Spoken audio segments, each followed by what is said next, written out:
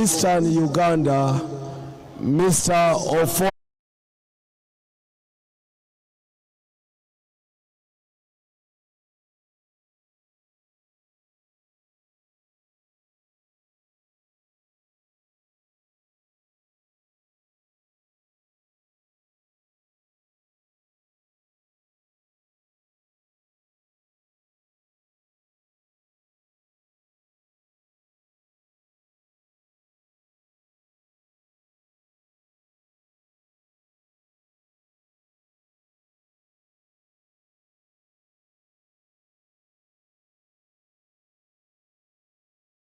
Mariam, Honorable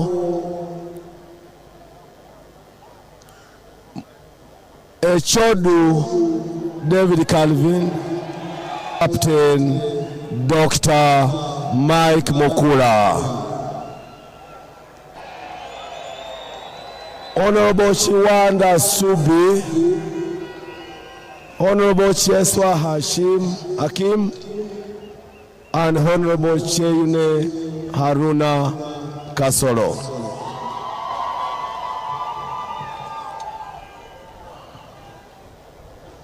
This will be followed by Northern Region.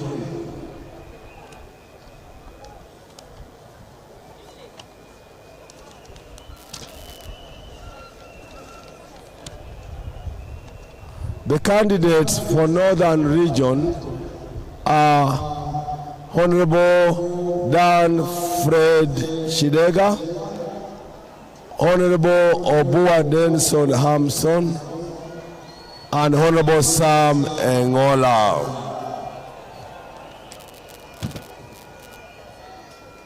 After Northern Uganda, we shall then go to Western Uganda.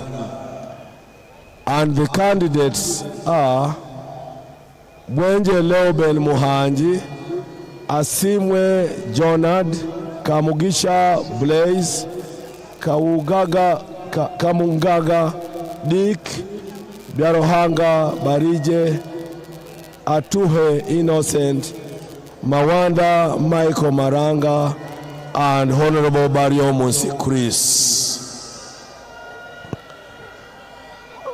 Then we shall move to Kampala. Kampala, we have the following candidates: Bukenya Collins Andrew, Salim Saad Owuru, and Honorable Singh Katongole. After that, we shall go to election in Karamoja. The candidates are Loki John Baptist, Achila John Rex, Johnson Gorok, and Loki Peter Abrahams.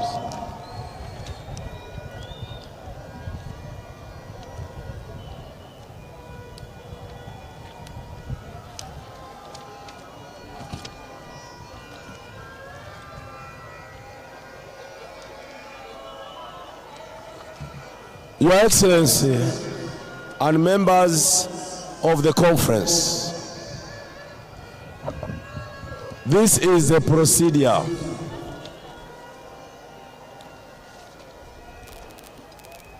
We have divided Sebei, Bugisu, Bukedi, Sebei, Bugisu, Bukedi, Gureta Mukono, Gureta Luwero, Gureta Kampala, Gureta Masaka, Gureta Mubende, and Mpiji, Gureta Ankole, Gureta Kigezi, Gureta Rwenzori, and Gureta Rwenzori, and Gureta Bunyoro.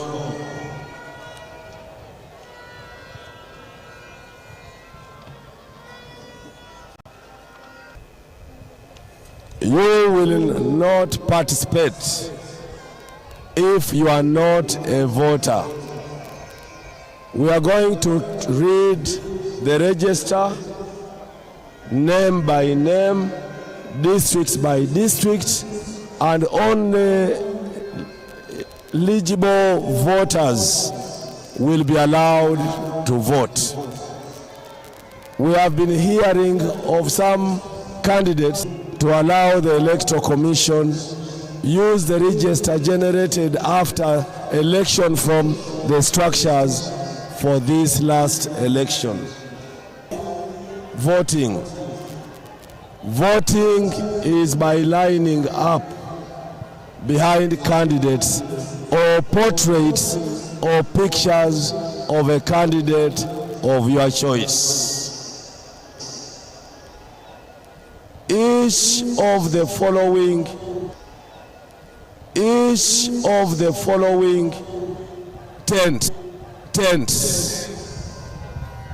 will be polling stations, and each will be headed by a commissioner assisted by regional coordinators, district registrars, and polling assistants.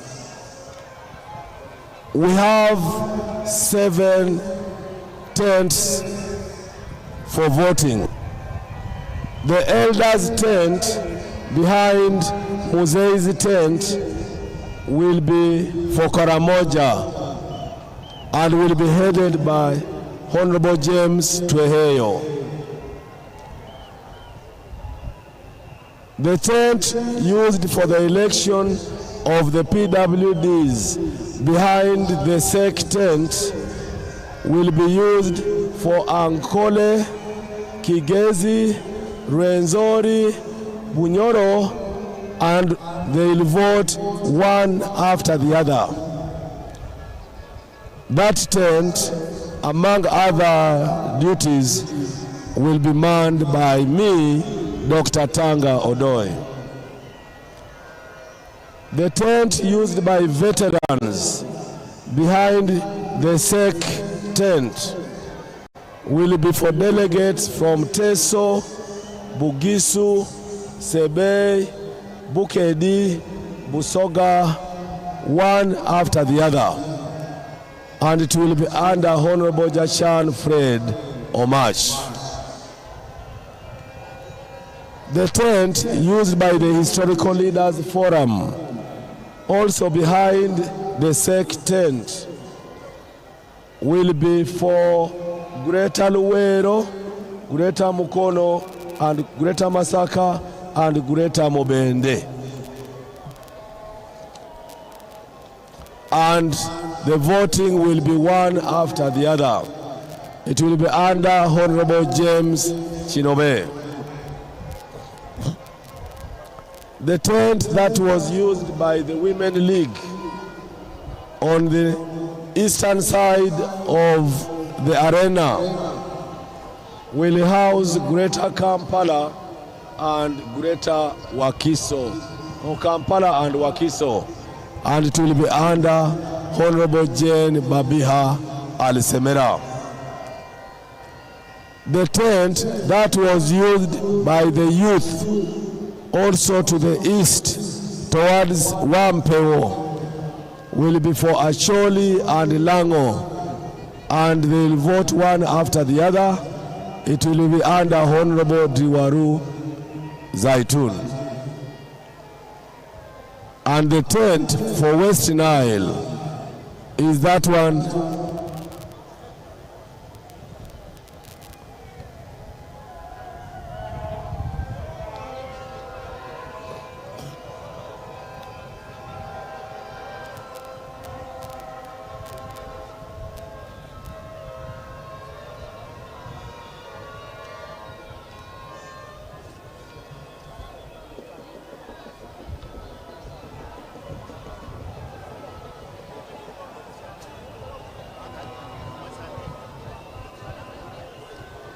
mutawanira bwerere akarulu kamuzeyi kakuta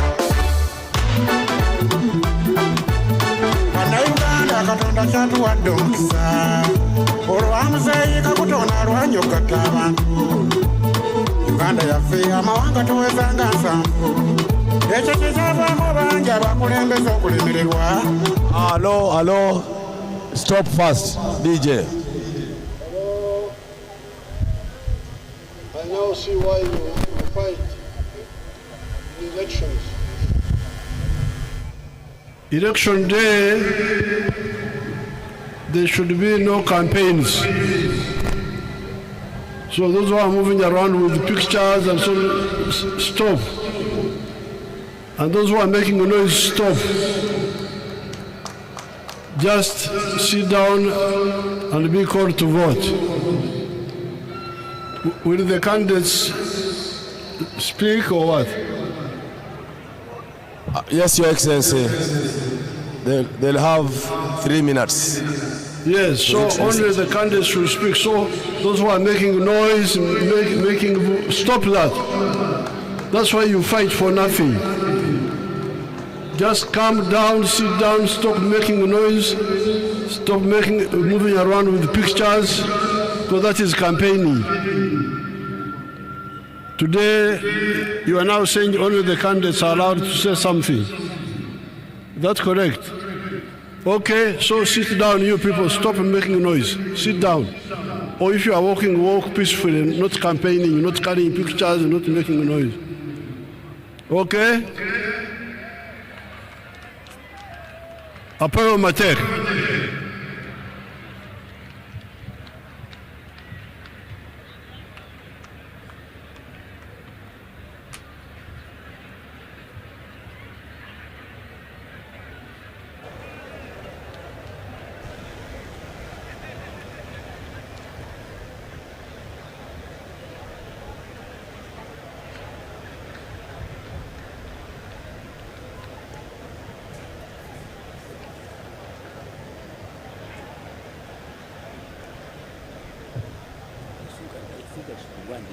Those guys, it is your time.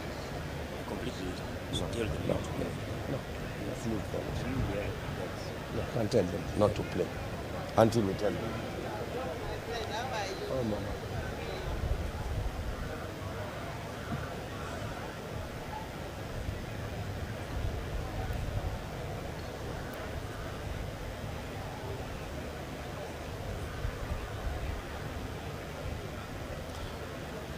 Thank you very much, Your Excellency, for the guidance, and the Electoral Commission will implement that effectively and immediately. There are 2 things I was saying.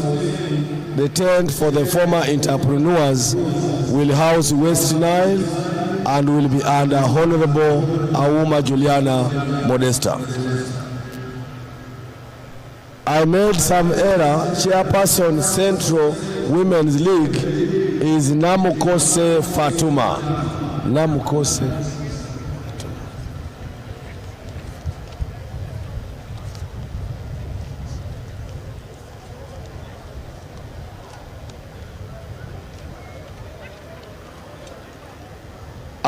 Voting is by lining up. Tallying of results from all the sub-regions shall be done immediately after polling at the time of the NRM at the tally center of the NRM Electoral Commission.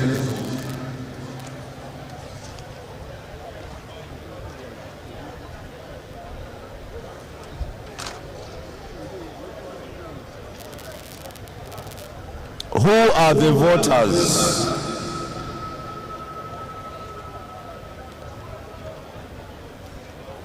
Who are the voters for these different positions?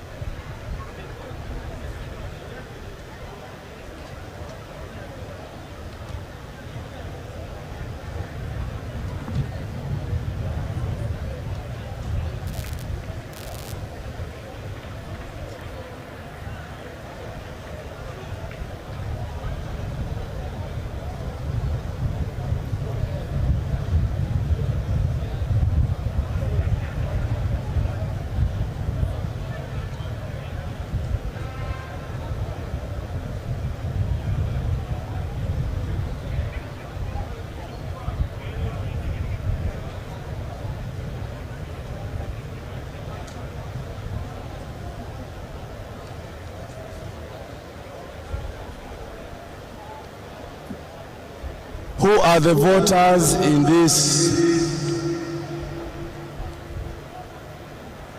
For the second national vice chairperson and the regional vice chairpersons, the following are the voters.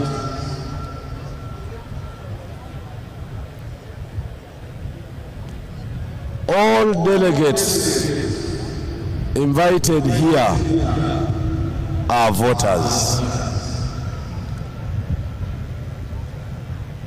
And who are these delegates?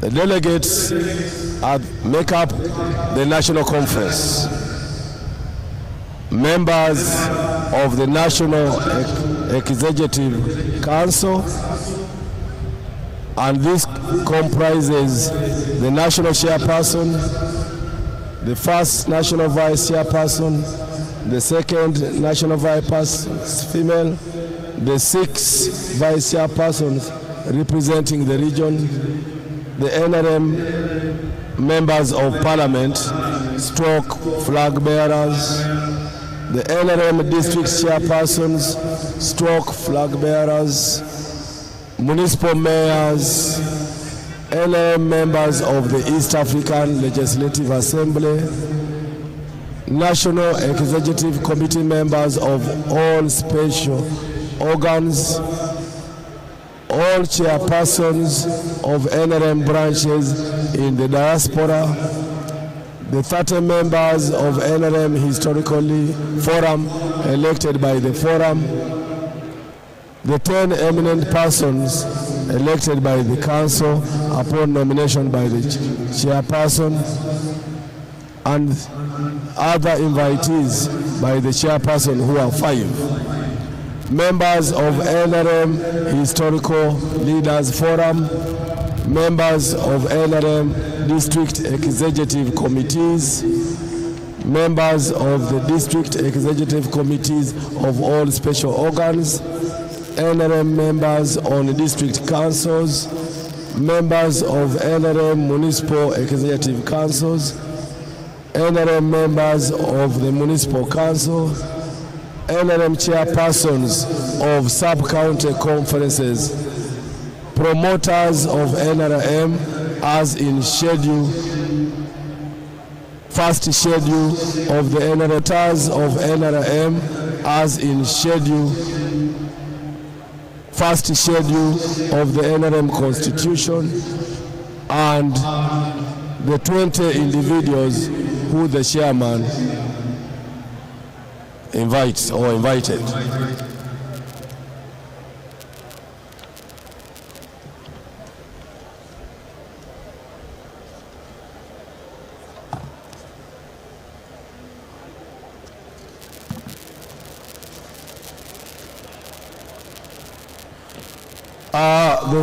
The staff will be distributing the guidelines.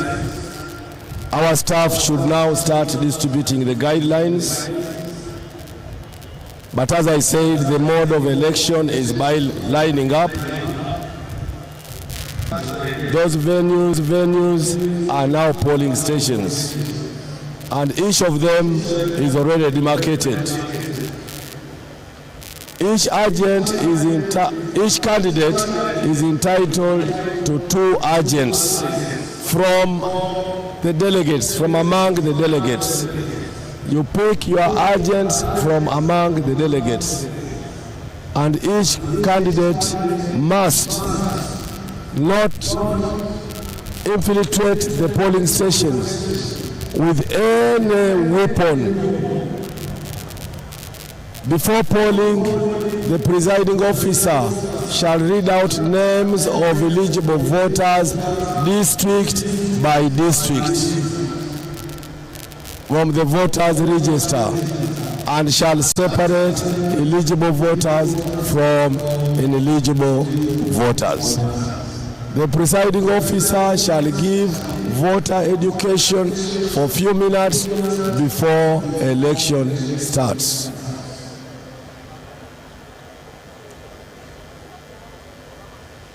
The presiding officer shall ask candidates or their agents to stand with the portrait if they are not there, and the lines must be separated by reasonable meters. The presiding officer shall then ask voters to line up, helped by the polling assistants.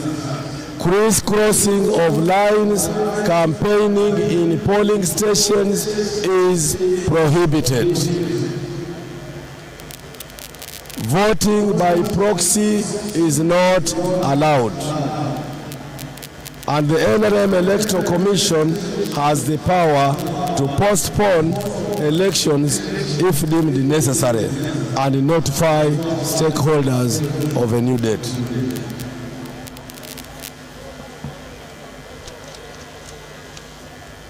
Illegal practices of bribery during the process of this election, we shall disqualify that candidate.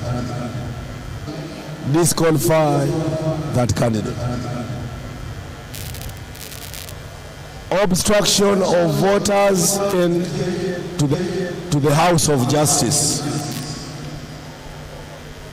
The House of Justice. Agents, the presiding officer, shall loudly announce the number of votes each candidate has got at convenience. It is now time for the commission to allow the candidates some reasonable time for the first election. To introduce themselves briefly and tell the audience or the delegates what they are supposed to do. I request that you clap for candidates. You don't shout bad words. You don't cause the majority to lead, and then later on the Right Honorable Annette and members of the commission are the two ladies. Honorable Zaitun, could you please move and request the Right Honorable Rebecca Kadaga to me this is the best place unless advised otherwise.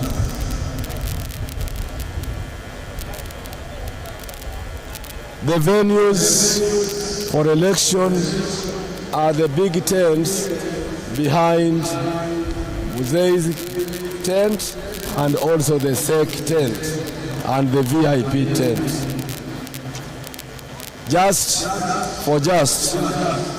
The following are the 7 tents to be used as polling stations. The tent for the former elders behind SEC tent for Karamoja. The tent which was for veterans behind tent that was used by the youth will be for Acholi and warmly receive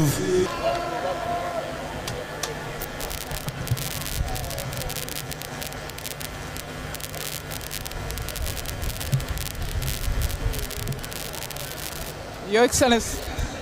Are they working?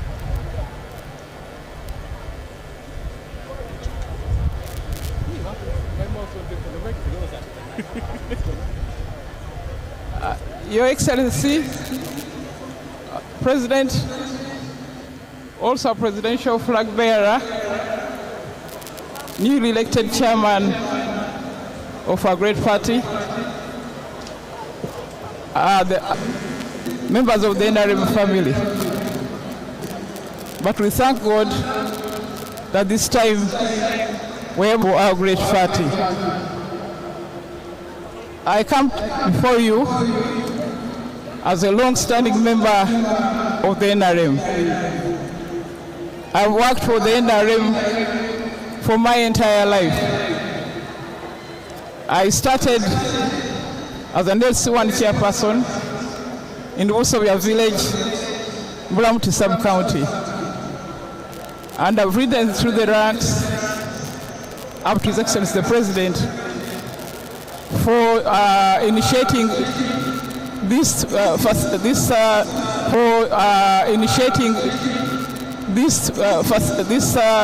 party right from his student days until it has grown into this mighty movement, and also brought along many other people.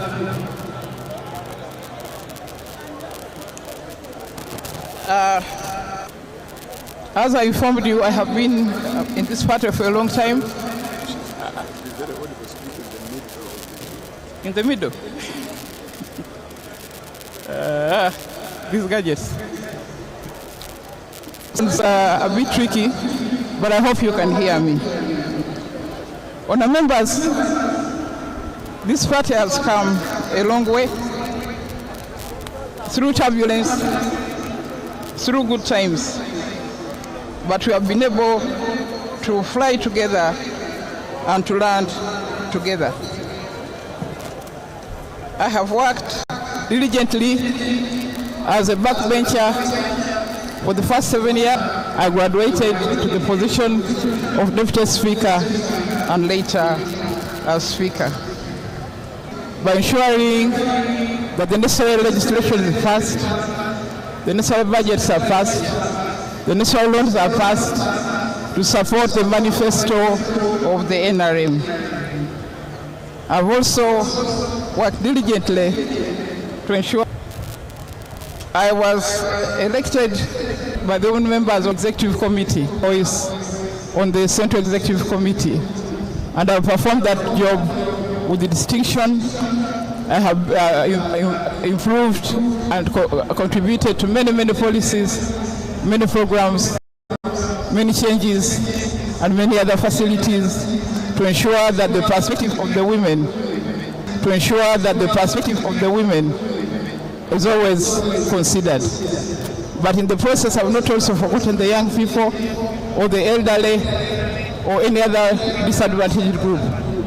I have been their voice in the Central Executive Committee. However, Your Excellency, our Chair, and members of the Great Nrm Party, I think of abuse of office, of corruption during this election has been exceedingly high. Indeed, it has been unprecedented. For the first time, we have seen distribution of iPads to entice leaders and influence them. We have seen distribution of cell phones for the same reasons. Distribution of money for the same reason. No small money sale of 20,000, but in millions. And this, Your Excellency and International Chair, is something that's ruining our party. We have built this party over time, but there's a real risk that it's going to be overtaken by people who do not deserve to be in leadership. So we need to check the issue of corruption. Last night, 1,000 shillings to each delegate at Navisusa, at Nakawa, at Kisasi, and many other places, again to influence the outcome of these elections. So I do hope that the members will take this matter into account and realize that we don't need to support the corrupt, and to know that the money being used is actually your money. This is intimidation. National Chairman, there are members here who have got messages on their phone intimidating them. If you don't say it's on their phone, intimidating them. If you don't vote for so and so, vote for so and so, you are promising that you are going to take action. I hope that you can actually take action.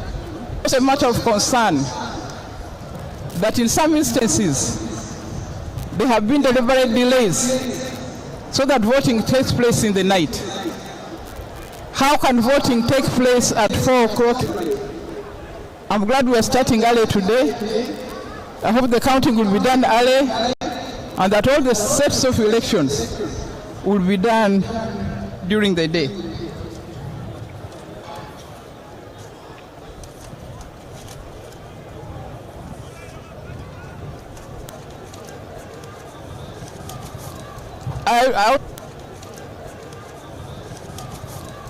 I also want to ask you for your support so that I can continue serving you as your second national vice chairperson. Thank you so much. Thank you.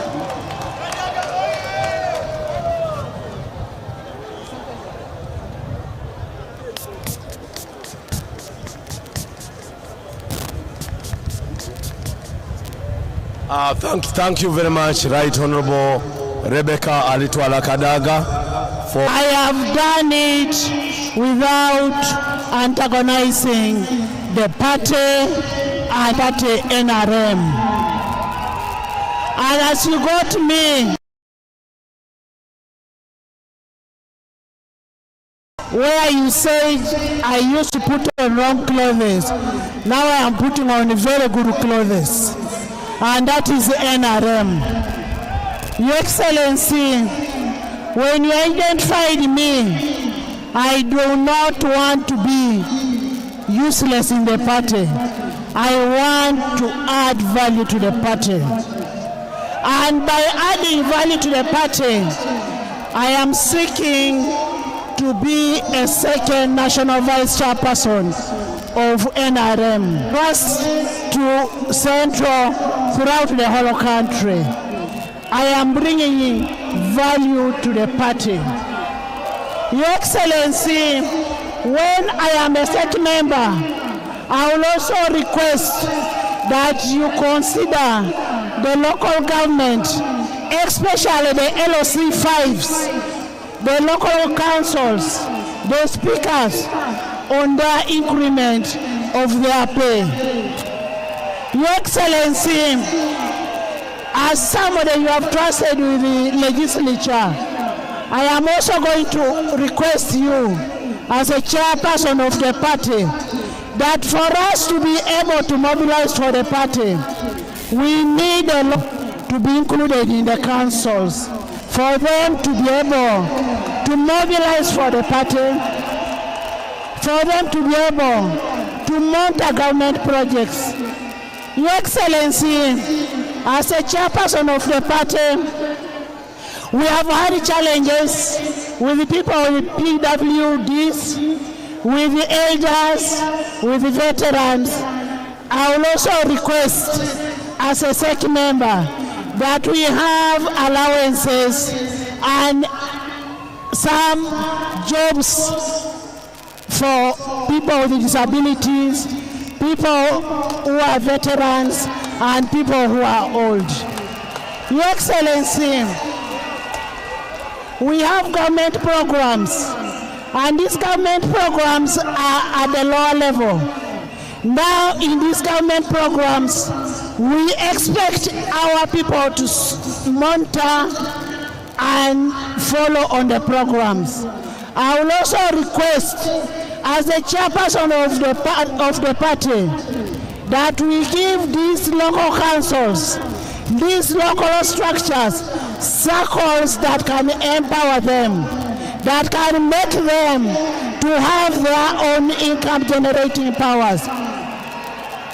Members, delegates, today is a day that the Lord has made for NRM, that the Lord has brought a mobilizer, the Lord has brought a unifier.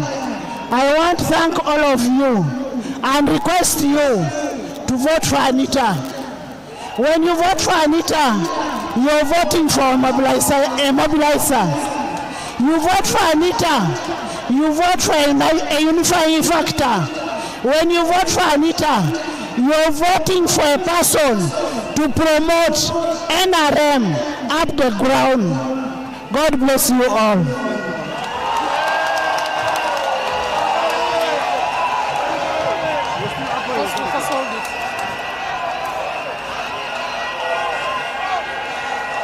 Allô, Vuvuzela, please.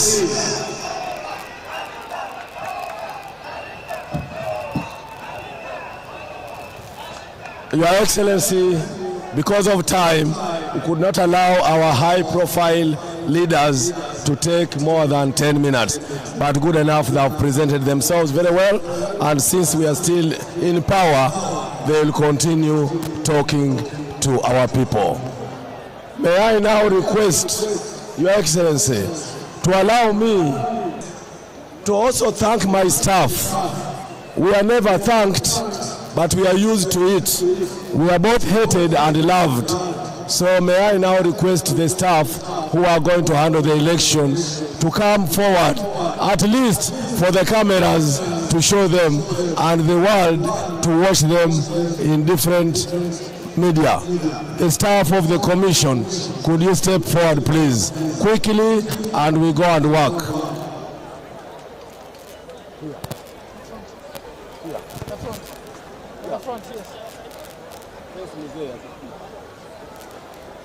Remove that jacket. Smart ladies and gentlemen are the staff. Most of them are volunteers because the registrars don't get salary. Paying at first, so we are not complaining. So, Nrm oye! The staff hoye! The staff hoye! Doing elections hoye! Transparency hoye! Not taking bribes hoye! Your Excellency, these are staff of the Nrm Electoral Commission from the districts to the headquarters. We are now going to move to the side, and the principal elections officer should now allocate you your tents, but you know your regional tent. So could you go to the left,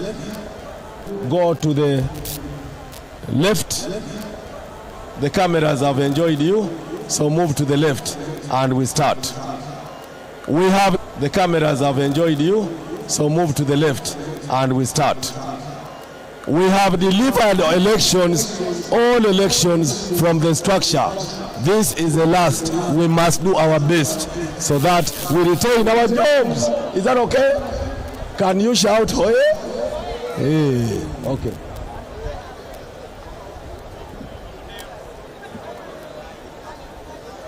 Reminder,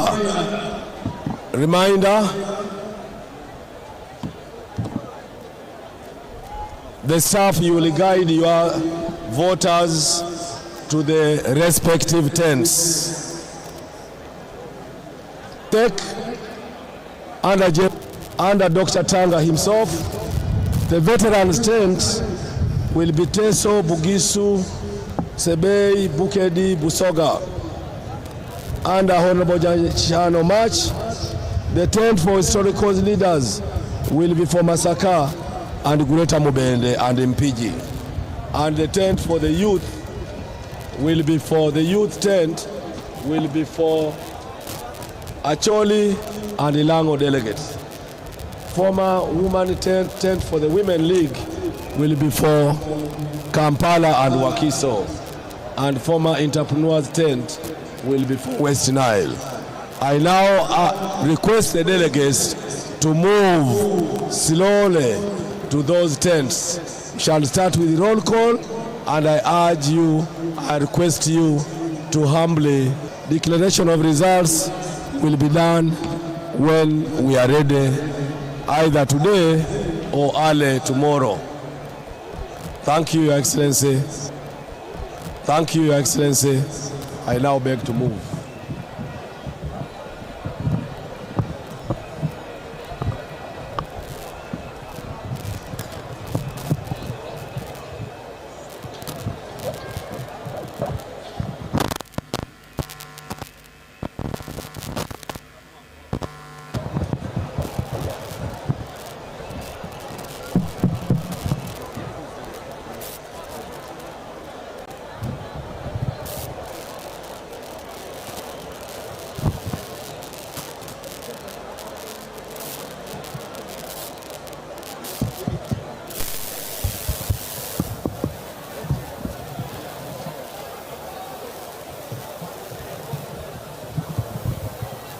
I'm told that most people are not hearing what I was saying, but I'm just going to repeat some key things. Not all this I've said. I have no time because of time. Candidates can have posters because they cannot be in every polling station. But what we are discouraging is using those posters to campaign at this time of election. So if you have a portrait, a poster, that should be for your agent to actually represent you in that venue, but not to use posters as campaign as if we are not going to vote. Number two, the most vital are the polling stations. The polling stations, Karamoja will be the former elders tent behind SEC tent. Number two, Kigezi, Ankole, Rwenzori, Bunyoro will be in the tent behind the VIP and SEC and Museveni's tent. Then the veterans, the veterans tent behind the SEC will be Teso, Bugisu, Sebei, Bukedi and Busoga. Then historical leaders forum tent also behind SEC will be for Gureta Luwero, Gureta Mukono, Gureta Masaka, Gureta Mubende and Gureta Mpiji. Then former tent for Women League on the other side towards Wampewo. Then former youth tent also towards Wampewo will be for Acholi and Lango. Voting is by lining up. Candidates' names will be read out from the register. Candidates are urged to be patient to allow the commission to do its work. No intimidation of commission officials, no intimidation of electoral officials. For voting shall be done after all sub-counties, after all delegates have settled. I thank you.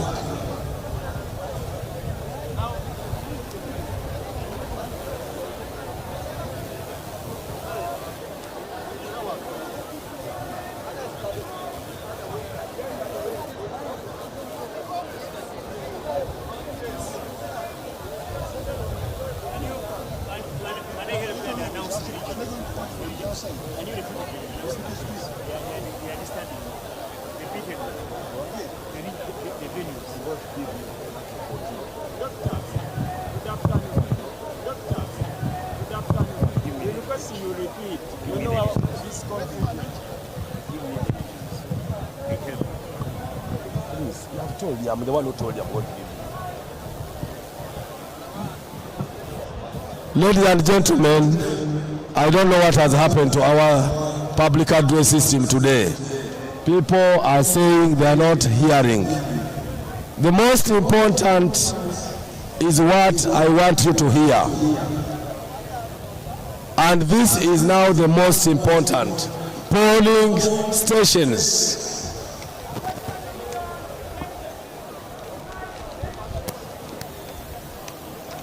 Delegates, polling stations, the tent which was for Elders League on the Protea side will be for Karamoja. The tent which is behind the SEC and Museveni's tent,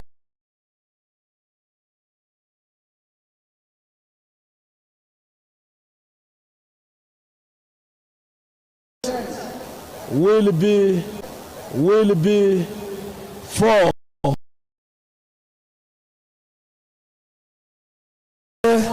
Rwenzori and Bunyoro. The tent, Teso, Bugisu, Sebe, Bukedi, and Busoga. The tent, which was for Historical Leaders Forum, will be for Greater Luwero,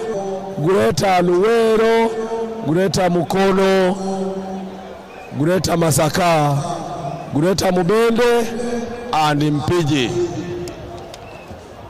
The tent that was for women will be for Greater Kampala and Wakiso. The tent that was for the youth will be for Acholi and Ilango. The tent that was used by entrepreneurs will be for West Nile. Please guard your bags. Guard your bags. We had problems of thieves here yesterday. Guard your bags.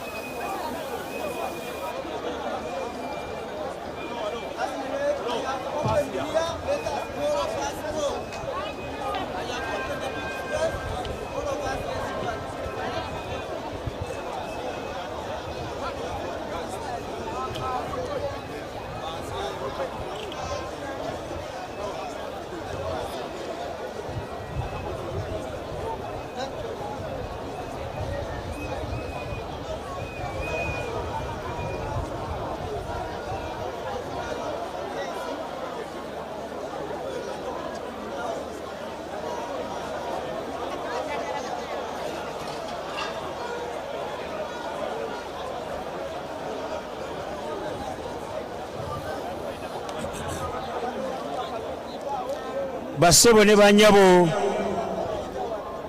tweyanziza tweyanzeege mu tenti omwabadde elders mwe mugenda okubeera region ya Karamoja ng'egenda kukulirwa Honorable James Tweheyo. Omwabadde ba PWs oba abalina obulemu ku mubiri mugenda kubeerayo Kigezi, Ankole ne Rwenzori. Bunyoro awo Dr. Tanga akulembedde. Awabadde ba veterans mugenda kubeera awabadde ba veterans eggulo mugenda kubeeramu Teso, Bugiso, Sebeyi, Bukedi, Busoga, ate omuntu agenda obakulembera Honorable Jachan omwabadde ba historicals eggulo mugenda kubeeramu Greater Luweero, Greater Mukono ne Greater Masaka ne Greater Mubende ne Mpigi. Agenda bakulemberamu agenda okubeera Ambassador Major Retired General Kinobe James Kinobe. Omwabadde abakyala tente yabaddemu abakyala eggulo mugenda kubeeramu Greater Kampala ne Wakiso egenda kulemberwa ate tenti eyabaddemu abavubuka oba youth mugenda kubeeramu abantu okuva Acholi ne Lango bagenda kulemberwamu Dr. Diriwazu Zaituni. Omwabadde entrepreneurs oba abasuubuzi mugenda kubeeramu West Nile ng'ekulembeddwa Honorable Auma Juliana. Okulonda kugenda kubeera kusimba nnyiriri ate ebivuddemu byakubeera nga birangirirwa nga mumaze okubigatta. Karibisha tena kwa tenti ya kwanza. Tenti ya kwanza ni tenti itakuwa na watu wa Karamoja, ndio wazee walikuwa jana. Tenti ile wazee walikuwa jana, kutakuwa Karamoja na kiongozi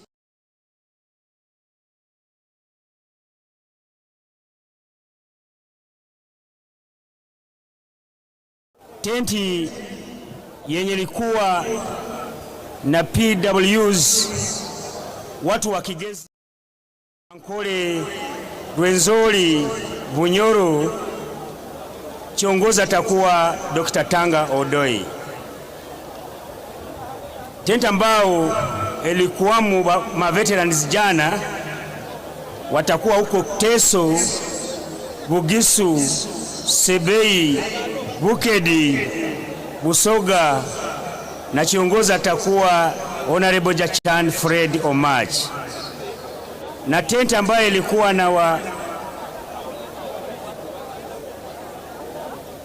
na wa historicals patakuwa huko Luweero, Greater Mukono, Greater Masaka, Greater Mubende, Mpigi. Tena kiongozi atakuwa Ambassador Major Retired James Kinobe. Tenti ya jana ambaye ilikuwa na wanawake ama na wamama all women patakuwa huko Greater Kampala pamoja na Wakiso. Kiongozi atakuwa Honorable Alisemela Jane Babiha. Tena tent ambaye ilikuwa na vijana ama chile kinaitwa youth patakuwako Acholi, Lango. Acholi pamoja na Lango. Kiongozi atakuwa itapokea watu wa West Nile. Ni tent ambaye ilikuwa na entrepreneur wale wafanyaje wa pesa. West Nile ndiye atakuwa huko. Kiongozi atakuwa Honorable Auma Juliana Modest. Na kumaliza kupiga kura itakuwa kwa line. Alafu wakimaliza moja kwa moja mutahisabu kura moja kwa moja. Basebo na banyabu tulikubagambira mwena himuraze mwarugaha. Tenti yokubanza nahabire haliho ba elders ninga ba muzehi ahibabire bali nyomwazo haraza kuba haliho region ya Karamoja kandi araza kuba jebembire baramweta Honorable James Tweheyo. Tenti eya kabiri ne yabire limu ba PWs ninga abantu abino buli muhamubiri haraza kuba haliyo Kigezi Ankole hamwe na Rwenzori na Bunyoro. Dr. Tanga Odoyi ni wala abayebembire akakaruru.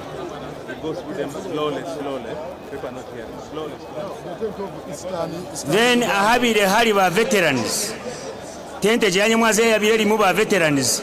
Haraza kuba hali hoteso, hali yoteso, hali yobugisu, hali yosebeyi, hali yobukedi, hali yobusoga, kandi araba bebembire ni Jachan Fred. Which region is this one where Busoga belongs?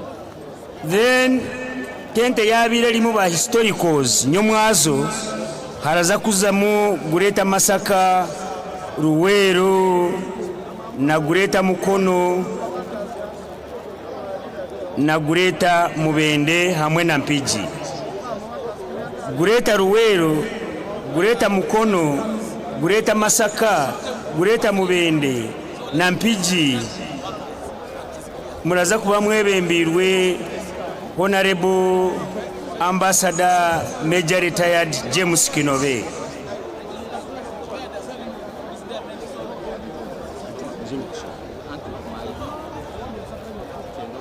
Okay, aha mukono gwanje ahabire hali ba youth nyomwazo haraza kuba haliyo Acholi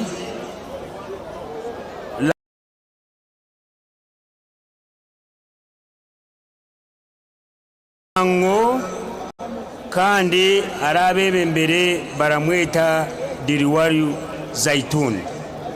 Diriwaru Zaitun. Ale kabone kurangirirwa mwebale mnongo. There is an issue here that where the Western Nile people, where they've been put is dirty. They want to where the workers were. Okay. Ladies and gentlemen, I request cleaners to clear the tents because delegates are complaining, most especially where West Nile is supposed to be brought from is very, very dirty. West Nile moves to workers.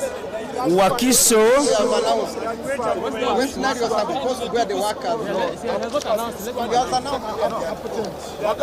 West Nile moves to workers. Yeah, workers. Okay. Ushers, kindly direct delegates. When I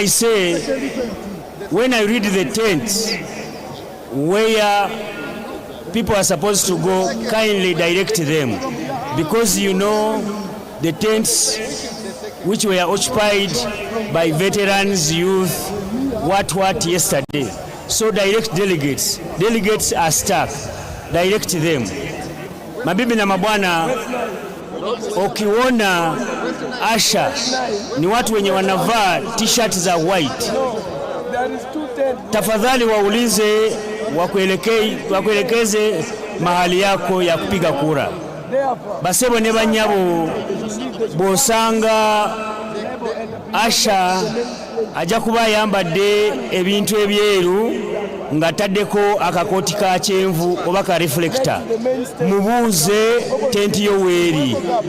Ushers, direct delegates, they are stuck. Kanziremu mbasomere.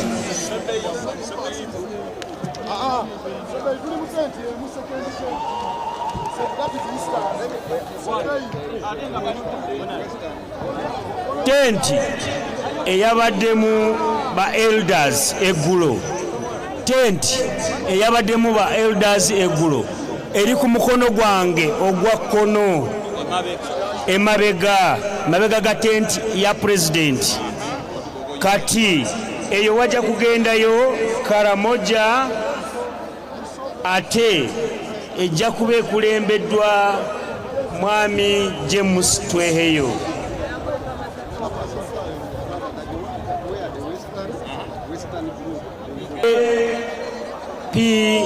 PWDs awabadde abantu abayina obulimu ku mubiri eggulo. Ba Asha mubabuuze babagambe kugendayo Kigezi, Ankole, Lwenzori, Bunyoro, ate Dr. Tanga yagenda okubakulemberamu. Tent eyabaddemu abantu abayina obulemu ku mubiri ba PWs eggulo kugenda kubeerayo Kigezi, Ankole, Lwenzori ne Bunyoro. Agenda okubakulemberamu agenda okubeera Honorable Odoy Tanga.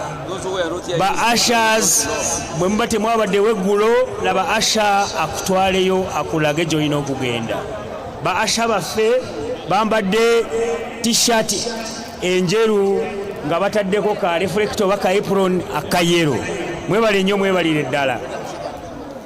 Omwabadde ba veterans tent veterans tent eyo eri ku mukono gwange ogwa ddyo mu kibangirize muno mwe tuli yeri awali president. Egenda kubeeramu Teso, Bugisu, Sebeyi, Bukedi, Busoga. Mwabadde ba historicals. Tent eyo egenda kubeeramu Greater Masaka Major Retired James Kinobe. Tent alisemera Jane Babiha. Tent eyabaddemu abavubuka oba youth eggulo. Wagenda kugendayo abantu aba Acholi and Lango. Omuntu agenda okubakulemberamu agenda okubeera Honorable Diriwali Zaitun. Tent eyabaddemu ba entapulirwa eri ku mukono gwange ogwa ddyo. Ba entapulirwa omukono gwange ogwa ddyo owabadde ba historicals yeyo awabadde akalulu akabadde akakasameme mukategedde eri ku mukono gwange ogwa ddyo. Ba historicals eri ku mukono gwange ogwa kono emabega president jali watudde. Adamo bagamba ba historicals siena zabayona batwifu bagamba abamu babulidde ku wano basoma kano bagambe nti si wano wabula eri emabega wa president nyamba bantu mukwano gwange. Kati omwabadde ba entrepreneur ku mukono gwange ogwa ddyo kugendayo West Nile nga bagenda kubeera nga bakulembeddwa Auma Julian Modest. Okukuba akalulu kujja kubeera mu kusimba ennyiriri. Bwe tumala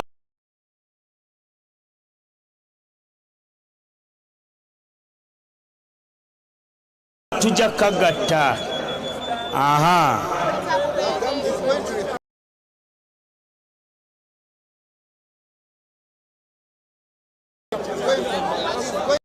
Let me repeat in English.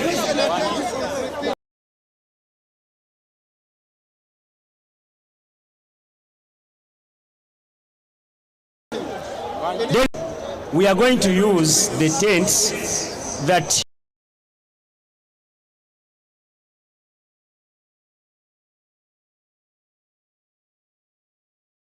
were occupied yesterday by different leagues. Yes.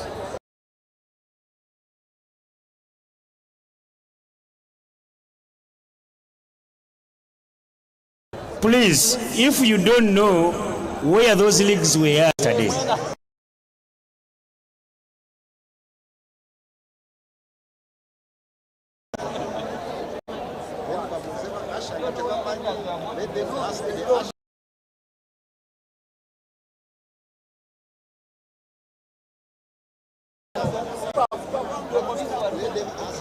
the delegates will see you. Do you know where the elders were yesterday? They were where? Yes.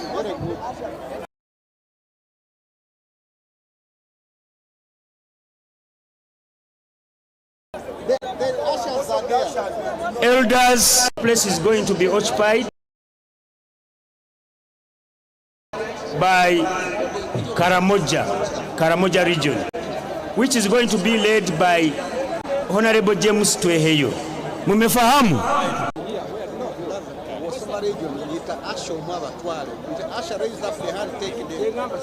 Okay, where are the people from Karamoja?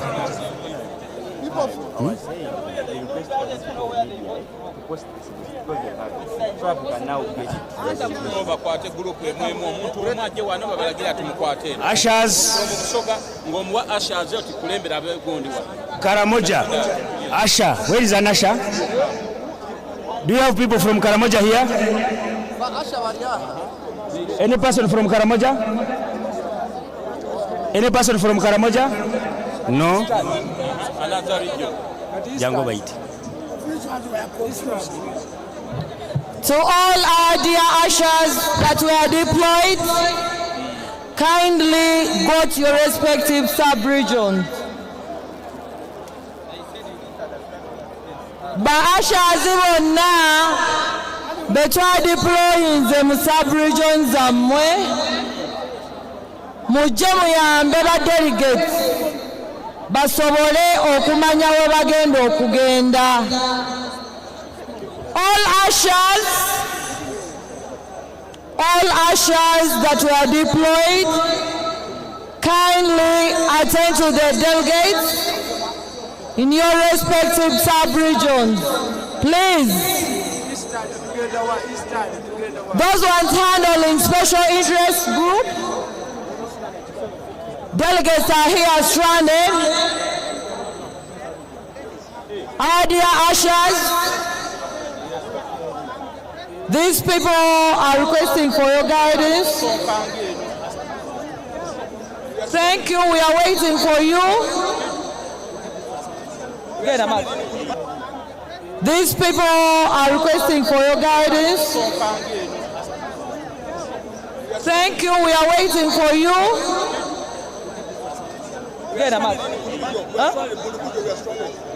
Bundi Bujo, that is Renzori.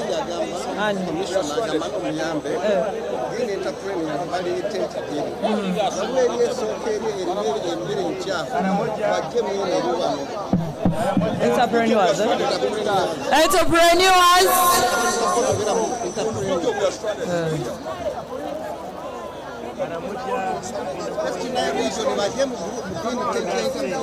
West Nile region, go to the tent where there is a tag name entrepreneurs.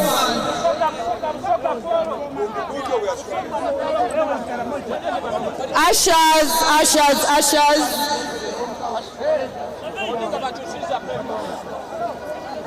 Team leaders of ushers, come help us usher in delegates to their respective sub-regions.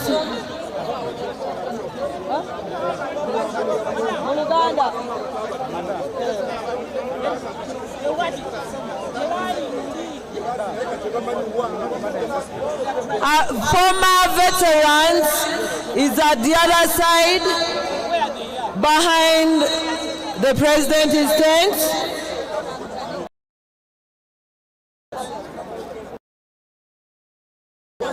West Nile, go to the tent where the former Entrepreneurs League, that tent at the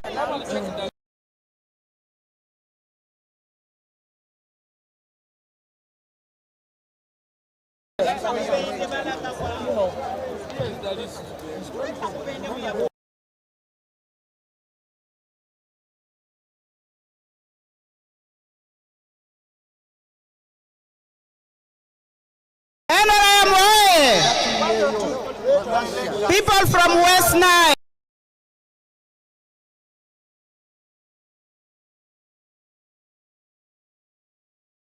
Entrepreneurs, the extreme east, which add a lot of food, kindly leave that tent, come towards the open ground. You will get entrepreneurs tent. Thank you.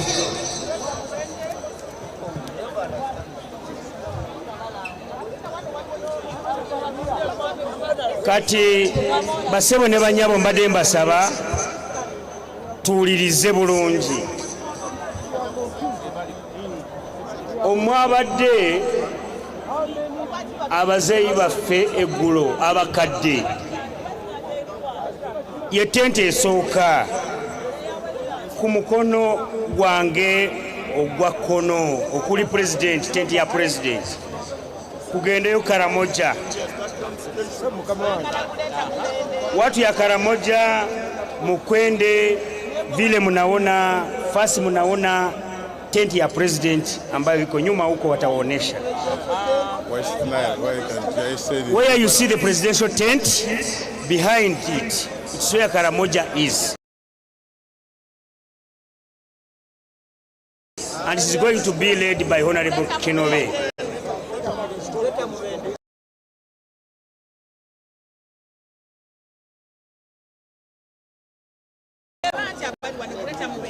Kigezi Ankole Rwenzori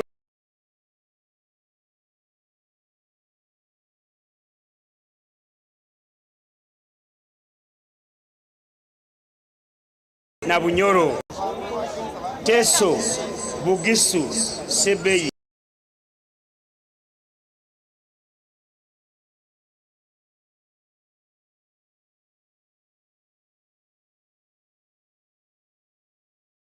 Bukedi Busoga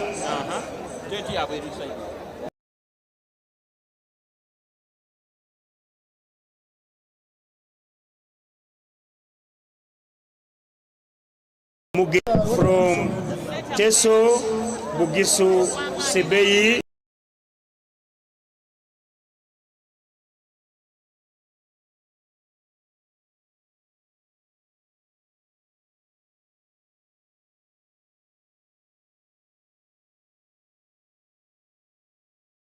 Bukedi Busoga kindly move to where behind the president's tent.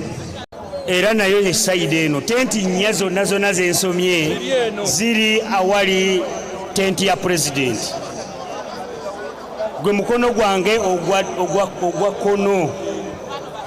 On my left hand the four tents are there. Greater Kampala Wakiso egenda kubeera ku mukono gwange ogwa ddyo yeno side eva katugezenga ku Forest Mall side ya Forest Mall side mwe mwayingiridde mwenna we wali Greater Kampala ne Wakiso. Karamojong, where are we heading in Karamojong? Let me speak in Karamojong. I was going to give you. Yeah. Greater Mukono, Greater Luwero, eri historical. Baba chusiza. Actually, baze wano mu video. Greater Mukono, Greater Luwero, ana chusiza. Doctor. Achusiza ayina okungamba. Mugamba jangambe. Oli ku charge. Oli ku charge. Ata abantu where are we going, Karamojong? Where are we going? I announce in the language.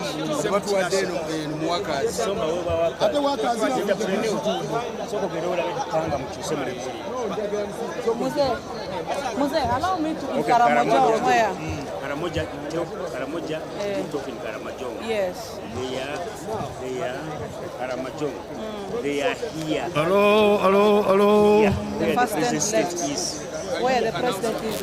I want hello. Ngi Karamojong dadang. Apena ye apentine ye Museveni. Basu. Na one boy knotor. Hello.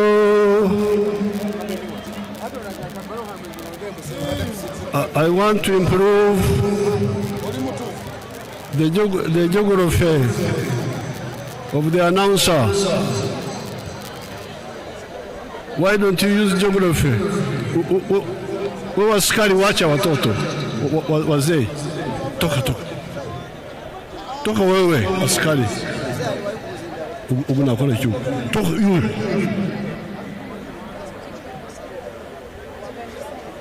You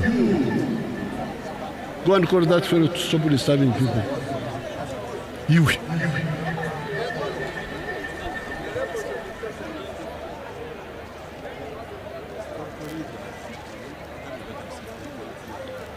Now,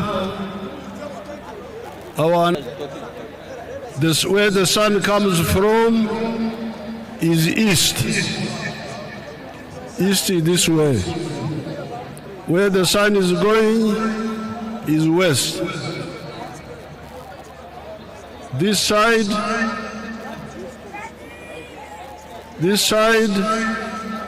is south.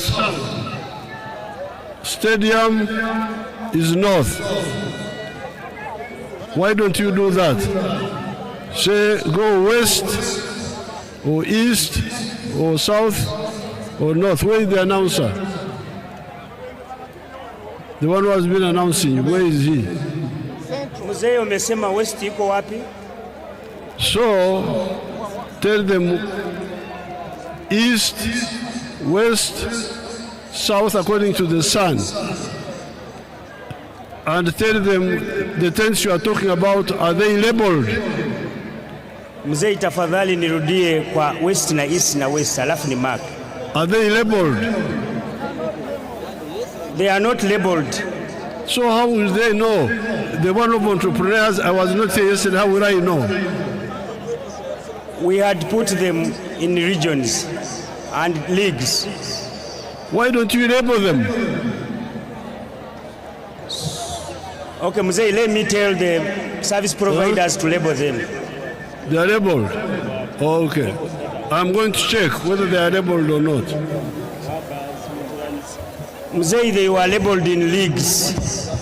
The PWs, the historicals, the veterans, they were all labeled. Your Excellency, all these tents are labeled. The labels is what we used in the yesterday and the other elections. You'll just swipe PWD, veteran, historical. Now, the tent for historical is being used by the historicals. I have decided to bring back Luwero, Mpiji, Mubende, back to the pavilion. We shall elect from the pavilion. In fact, you have a better place. You can go there. Please, all of you move to the pavilion. Don't come to the microphone. Honorable Shinobe, go to your team. We start organizing that place. I am confirming that it is pavilion because the other place is very crowded.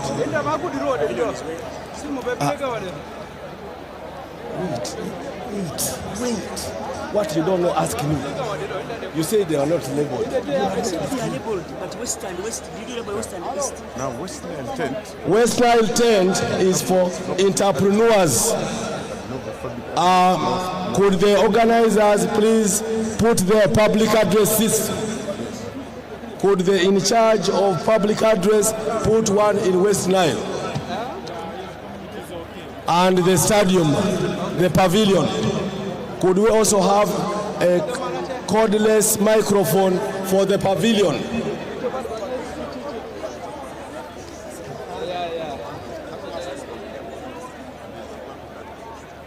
So where is your tent?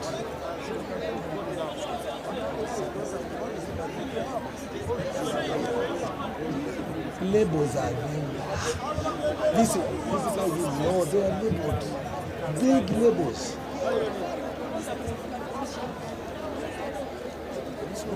In charge of microphones, please, can you give us microphones? Kampala Central Stage. Kampala is with Wakiso.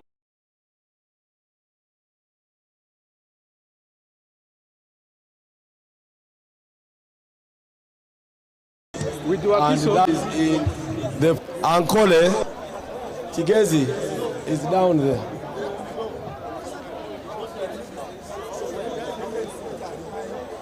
They are all labeled. The tents are labeled.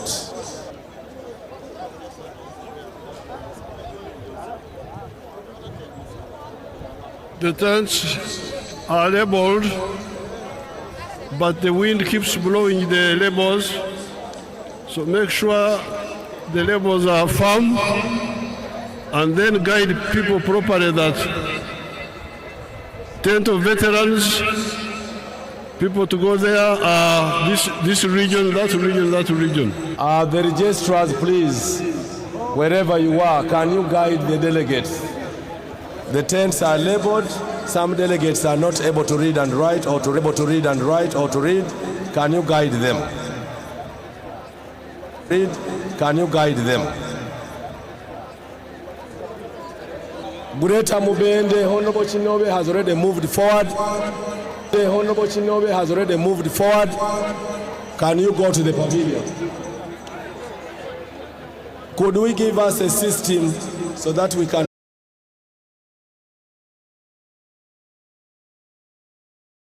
to make sure that the principle number 1 of our Constitution, Article 1, which says that the power belongs to the people, should be upheld, and that can be upheld by the voters resisting any manipulation. Article 1, which says that the power belongs to the people. Voters, the voters. It is important to note that clean politics is power belongs to money. Okay. So we appeal to all members to ensure that we delegates babashashwire sente kujitoa toka tunjire sente tinkazitunjire tinkatunjira shinji neyo kubemwe we bale mnonga wewe no kunyakira no kujya mpireze yanga mwiri ndandira musabantu bakatuna town council. I am retired sergeant Anito Valeriani. Okay. Nrm Chairperson Karungu. Nrm Administrative Secretary Bowesh District. Have you voted? Not yet. Okay, but because my voting is near take place just in a few minutes. Okay. Yes, please. So how have you seen the process? The process so far so good. Accreditation has been very good. Serving meal is very good. But we are overwhelmed because you can see from my card I am support staff. We are overwhelmed by a huge number. Okay. But we managed to control, and the headquarters secretariat has done everything possible to make this function a success. We wish you all the best. Okay. Thank you so much for watching. We are still coming to you live from Kololo Independence Grounds, where the National Resistance Movement are holding their National Delegates Conference among the preps for 2026 do or die elections. Chisubi has somebody to talk to, my colleague here. Let us give them the room to get to know what exactly they have. Wewa watrabo mlungi nyimiridde wano ne mwami Okechyono ng'era naye delegate olunaku olwaleero azze okubanga alonda. Sebo nsanyusa okulaba. Yes, Sebo. UBC Star TV. Yes. Ninze John Francis Okecho, ndi mwana wa Bugiri, era ninze NRM flag bearer wa Bugiri municipality. Kyekikulese wano olunaku olwaleero ani akusikiriza ogamba nti nawe leero kojje wano? Olwaleero ndi wano nga delegate era ndi kujja kulonda candidate wange Jordan Asimwe Akiki gwe ndi kwenda nga National Vice Chairperson Western kulwa nsonga ni dino ife nga abana Uganda population y'abantu abazira mirimo enaku dino n'abangi. Jordan ono tumuboinemu ensonga because mwana mukozi era alikuwanirira abana Uganda bangi saawa eno wendogerera alikuzimba factory dit ibiri, eyindi eri Museveni region, eyindi eri mu Karamoja region. Region yange factory eyindi ya cement, factory eyindi eri kujakola marbles. Region yange yenva mu ngeye Busoga. Saawa eno Busoga erankinga namba 2 mu bantu abanaku. We tunakozesa omuvubuka ono okwidda mu Busoga, abavubuka baife abazira emirimu bona basobola kufuna ku chance okusobola kubaaku n'emirimo.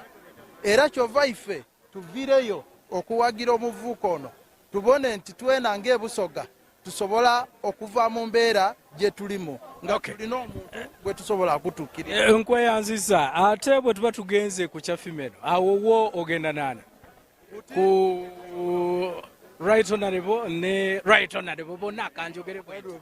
Nze ndi member wa NEC bwe twali mu State House wiki yeneno twakola proposal eye Muzeyi president waife nga ni national chairman wa party eno twamukoba nti abaana babiri bano abawala babiri bano bona bawala bo batwale obakozese bakole emirimu gya pate tutayawula muki pate twawa abawala bano chance okujja bene okutesagana omu batu ajje direct oundi president amwete okusinzira ku constitution yaife bwekolaki bwekoba aye bona bwetwaba wa chance eyo bona baidamu empwitu baloba kukolaki kutegeragana kyendidi mu numba ya baba timu wa birungi ife tuli kujja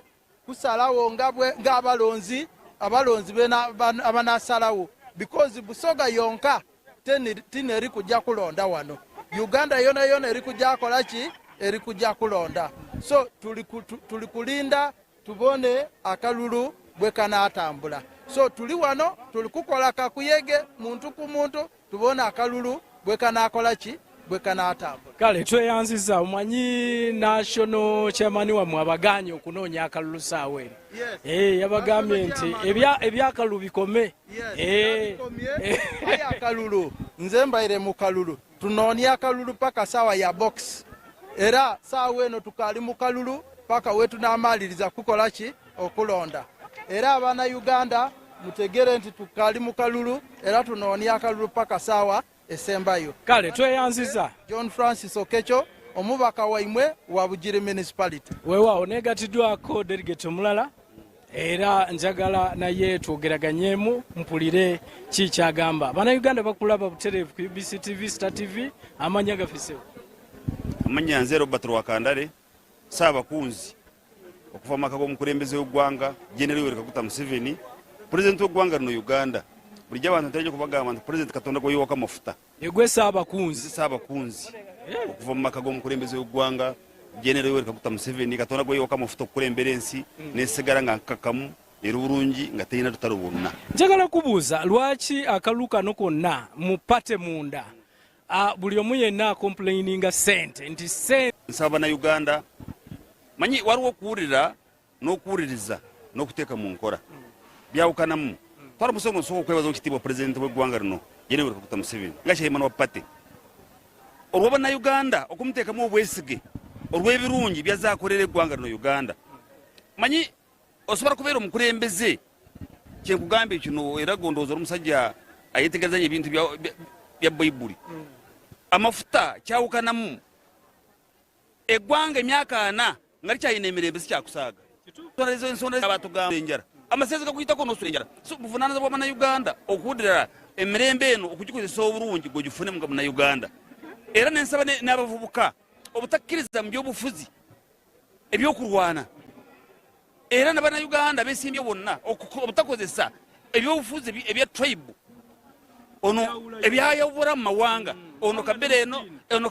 eno mwanda ddiini eno bw'olwala bw'ogenda mu ddwaliro teri ddagala lyakabirayo naye bino byonna byoyogerako wano wennyini era babyogeddeko nti bawuliddewo okweyawulayawula mu mawanga ne mu madiini wano mu kalulu ke tuli bintu bubi bw'ogenda mu ddwaliro teri musaayi gwakabirayo bw'olwala toyita kabirayo oba toyita ogamba omusawo nyamba omusaayi gwakuteekamu tomanyi gwakabira ki oba tomanyi gwa ddiini ki so Bannayuganda mu byobufuzi tetukozesa tribe na kabira tukozese manifesto oli kyagenda kukola busobozi ki bwayina bw'omwetegereza mu mwaka luulu kusinziira ku busobozi bwe si ddiini ye si kabira mu byobufuzi bw'obeera n'edduukaayo ng'ogenda kugenda mu dduuka eddiini si yeggulamu yokka oba tribe si yeggulamu yokka Bannayuganda bebakola ki bebagula so mbebaza Bannayuganda okwagala okitiibwa General Yoweri Kaguta Museveni nga pulezidenti w'eggwanga lino Uganda era obuwagizi bukyaliwo ekibiina kyakirwanira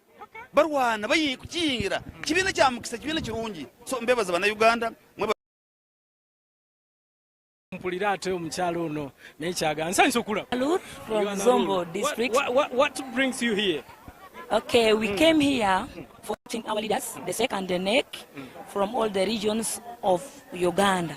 What brings you here? Okay, we came here for voting our leaders, the second the neck, from all the regions of Uganda. Sure. Yes. So far, how do you see? Everything went on smoothly. I'm very happy for coming and meeting new friends going to actually electing people from all smoothly, and actually I'm very happy when I meet together. I felt that I should also give thanks to my excellency for bringing us together. We met friends, Zombo. Thank you so much. My last message is to my Museveni that I'm very happy that he has done everything well. Let him remember our road. Thank you so much. Thank you so much. Kale, katugenderi Jordan. Yes, just be chiri okay. Tuli wano ku Independence Ground who won. What is the picture? What could be the truth? So what I want to tell... Whom did you pay, if you paid anyone? What I want to tell for them and get the programs for the women from government programs for women. I'm going to make sure that I'm the voice of the voiceless women, right from the cell level, that we look for them, get them more programs, get them more trainings to support their livelihoods. We shall make sure there is a change in their life. And malpractices. We have talked to the organizers. As a candidate, what did you see? One may think, yes, you will not tell us the truth, but it is now up to you. No, I don't think whether there was really any sign of malpractices, because me, myself, I went to almost every district in Uganda because we are voted nationally. So there is no way I can pay money for somebody to come and vote for me. What message do you have for the women that voted for you? First of all, I want to thank them that they came in their different districts and stood by me and voted for me. Yes. So it means they saw a leader in me, they saw a mobilizer in me, and they saw me as a strong person that is going to air out and become the voice of the voiceless women in this country.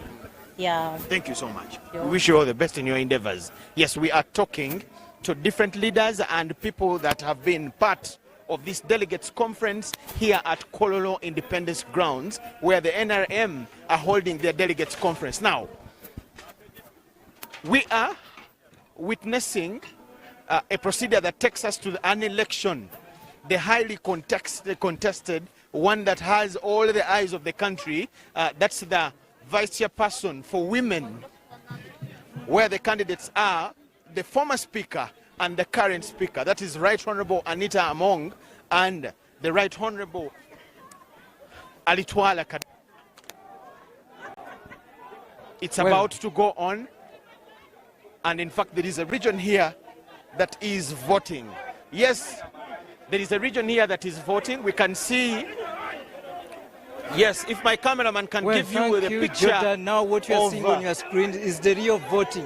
This is what exactly brought us today. And there is the Deputy Speaker of Parliament, Right Honorable Thomas Tayebwa, holding the portrait of Right Honorable Anita Among as delegates line behind him to cast their vote in as far as the voting for national chairperson female is concerned. The rest is between the two, the former speaker and... You can see the deputy speaker. You can hear the excitement from the delegates is the who are agent just waiting for the counting for his superior, so that that's the Speaker of Parliament, Anita Among. This is the Deputy Speaker of Parliament, Right Honorable those are the lines. Thomas Tayebwa, holding in the other side that is of the Right Honorable Litwala Kadaga. Yes, this is the her support. Let's have a look at the other side of the Right Honorable Litwala Kadaga. Yes, this is the most contested. By the tail of the queues, I will not be in position to tell you who, but you can see it yourself. And we are having a long queue. Two lines. Anita Oye, the excitement from some of the delegates. Anita Oye! Winning team Oye! Anita Oye! Speaker, I can feel the excitement from the delegates. Equally, you as well. For the voters in the line for the Right Honorable Anita Among. Right Honorable, let's go again. I think we are voting, choosing between two great leaders of the party, like the President said. Right Honorable Kadaga has made a tremendous contribution. Right Honorable Anita has made a tremendous contribution. But now this position, I understand it to be a position for mobilization.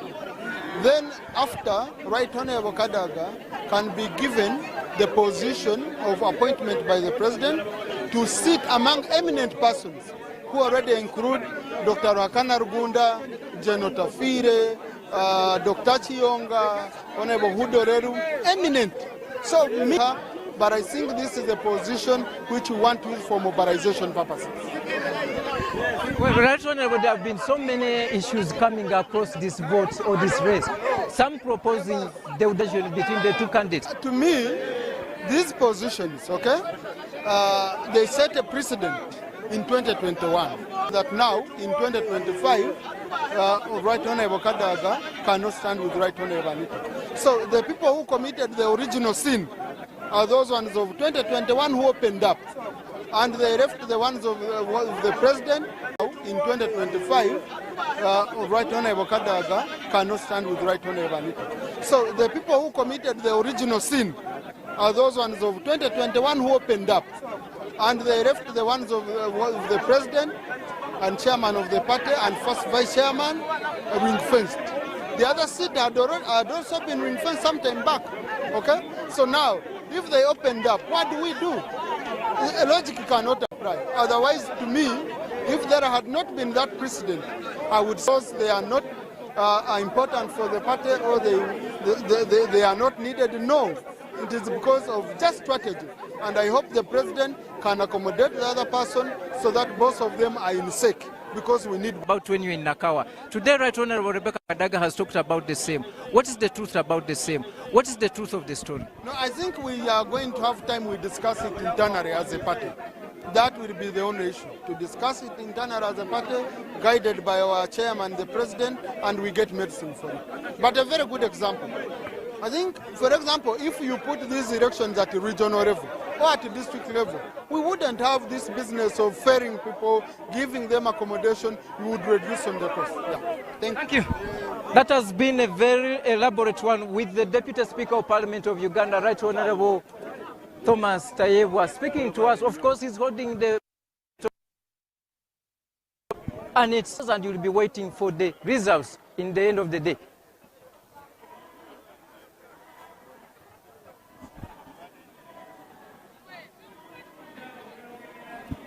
UBC TV, we thank you so much for watching. We are still coming to you live here at Kololo Independence Grounds, where we are bringing you live the National Resistance Movement National Delegates Conference that is being held since Monday, and I think it will end tomorrow, and this is day 3.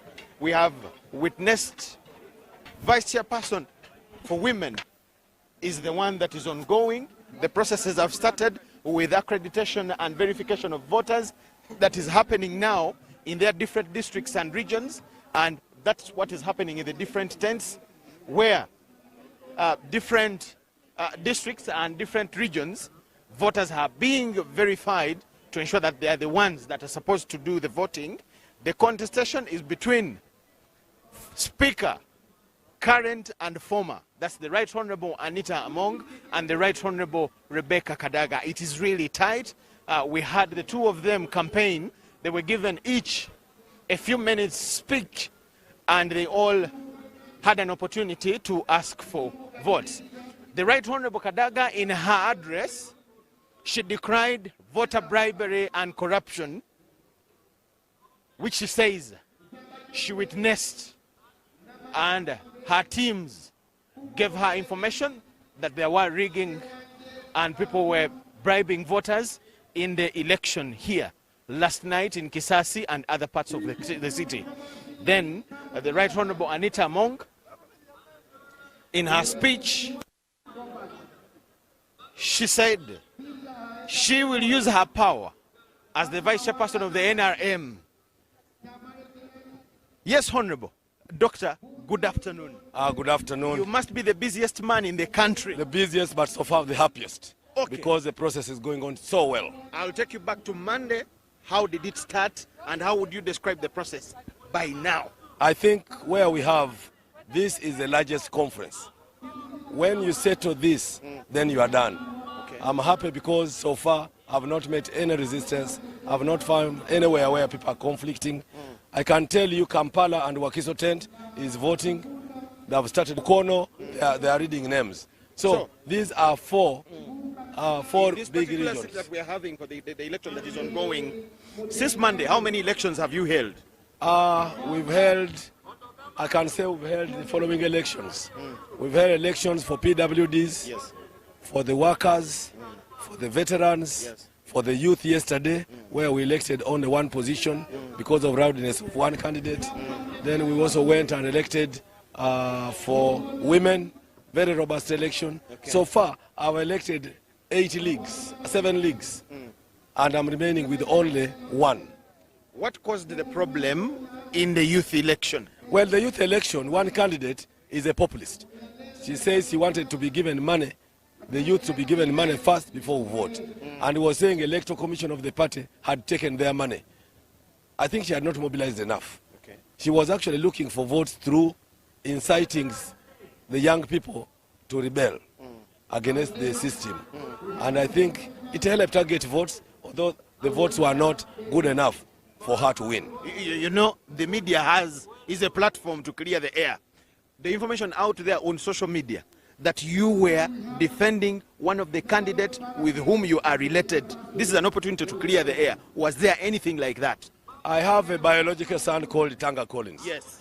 Biological to the extent that consenting adults produced a son. The fact that the son is a candidate does not rubbish the fact that he is a candidate. He's a candidate, but I'm a chairman. The candidate went through the normal process. The voting was done. I stepped aside and allowed other commissioners to handle. Oh, because the suspicion and the implication is that you were involved in ensuring that he won. The only time I came is when mayhem broke, when the situation became completely unmanageable. Because these are new commissioners, they were kicking them around like football. That's when I said I want security. I called Museveni, the chairman of the party. He guided that take security, take over, and make sure you take over total command, but allow the others to do the ingredients. And that's what I did. I took charge of the pavilion, ordering, giving instructions, but on the lower side. And the order was not vote my son. The order was that you must be a delegate, you must be disciplined, you must do this, which is civility. We are the third arm of the government, the fourth actually, and we bridge the gap. And the information still circulating is that the chairman of the party halted the declaration and all the results, so it is possible that the youth elections are going to be redone. Is that also true? The results were declared in our legal sense of electoral laws. Once results have been declared, not even the chairman of the party, and he knows the law, can alter it. So the chairman did not stop any results because it had been declared. The only recourse for the loser is tribunal. I thank you. Thank you, Doctor. That is Dr. Tanga Odoi, the chairperson, Electoral Commission. Because it had been declared. The only recourse for the loser is tribunal. I thank you. Thank you, Doctor. That is Dr. Tanga Odoi, the chairperson, Electoral Commission, NRM. And we got some bit of a recount of what has happened since Monday up to where we are. Yes, there were so many questions about the elections of the youth that were carried on yesterday. Atulaba ku Star TV, wabaddewo ebibuuzo bingi ku kulonda kw'abavubuka okwabadde wano olunaku lw'eggulo. Tufunye omukisa ne tuwogera ne Dr. Tanga Odoi akulira okulonda kw'abavubuka. Ebibuuzo bibadde bitya? Eyawangudde Tanga Colin mutabani we gwazaalira ddala era naye akikakasiza wano. Kati okutebereza kwabadde nti yabadde amulwanirira awangule. Era nga babadde bagamba nti president chairman w'ekibiina kino yayimiriza ebyavudde mu kulonda okwo bagenda kuddamu. Dr. Tanga atugambye ebyalangiriddwa bye byatwaliddwa era Colin Tanga ye muwanguzi wakavubuka wakalulu kabavubuka. I beg your pardon. So bwekito bwe kiri. We thank you so much for watching. We are going to keep you posted about all the developments here. According to him, 4 districts are already voting. That is in the election of the vice chairperson NRM for women between the two speakers.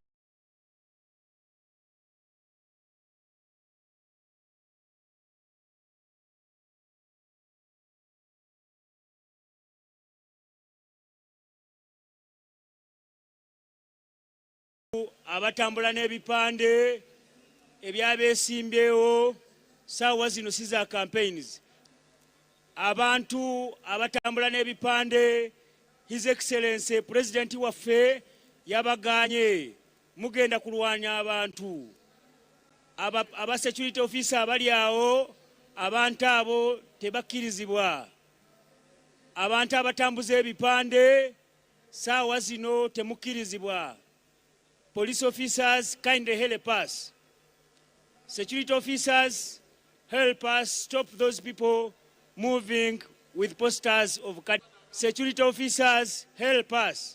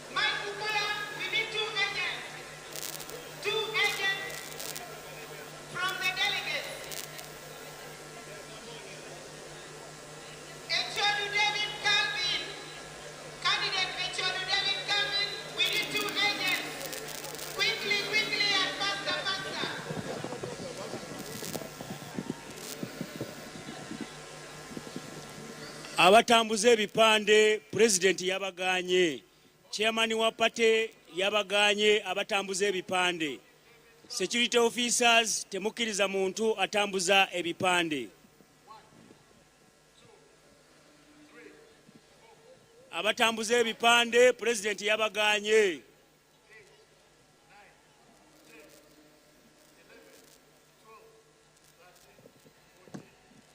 Basebo ne banyabo abatambuza ebipande chairman yabaganye.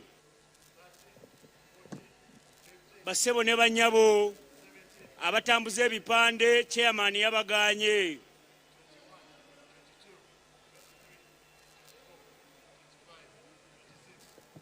President waffe wuuyo ali mu kuyita mu bantu be mumwanirize. Chairman wa party ali mu kulambula abantu be mumwanirize. Ladies and gentlemen, the chairman of the NRM party is waving, is checking at his people. Kindly.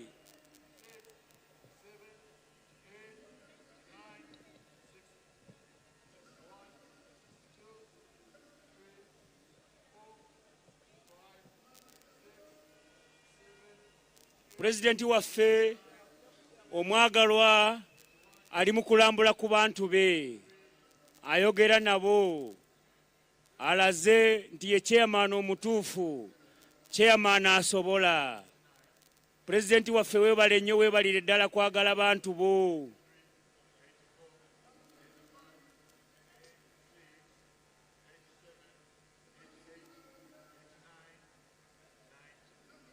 Oh.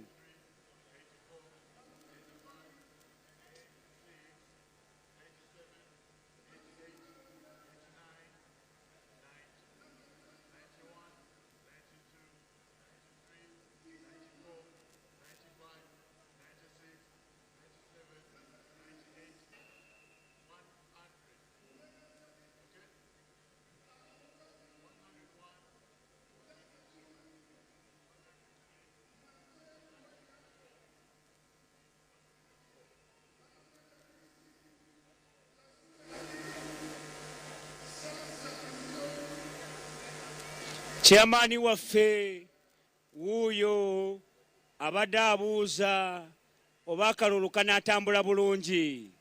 Chairman wa abadde abuuza oba akalulu kanaatambula bulungi.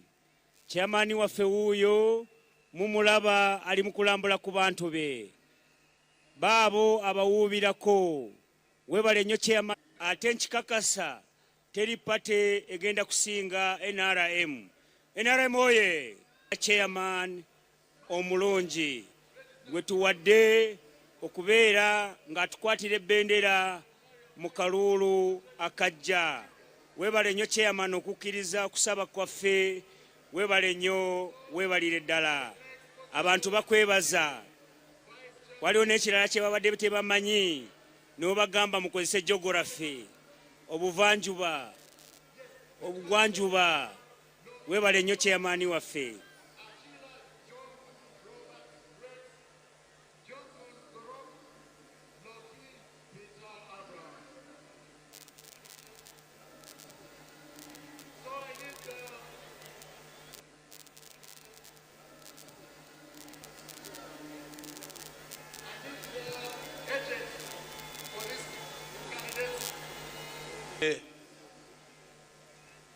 In this open space between the pavilion and the tents, we shall line up. The voting will be in the open here.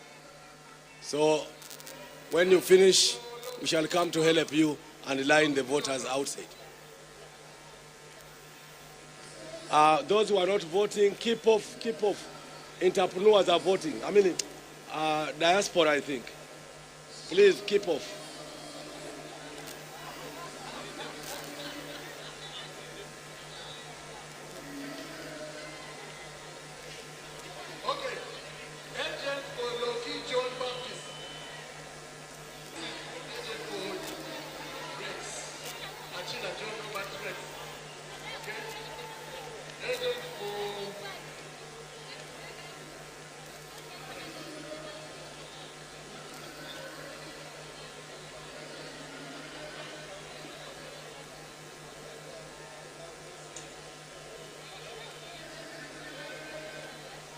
Second national vice chairpersons. National vice chairpersons. Don't vote vice chairpersons yet. Okay?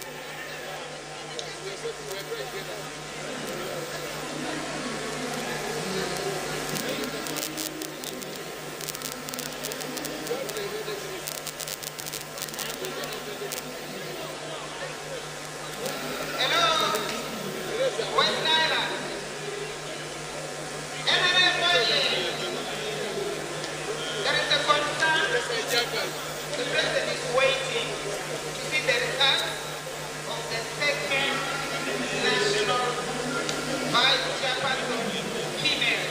So all other regional vice chairpersons, we are going to put in on hold. Is that okay?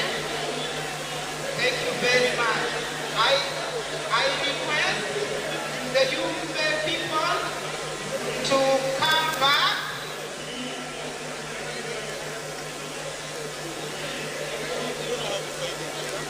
The Yumbe people, thank you very much.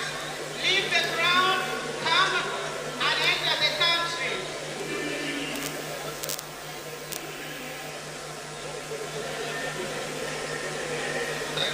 Thank you. This is Navy delegate. I'm reading the names of Navy delegates. Navy, I'm starting with the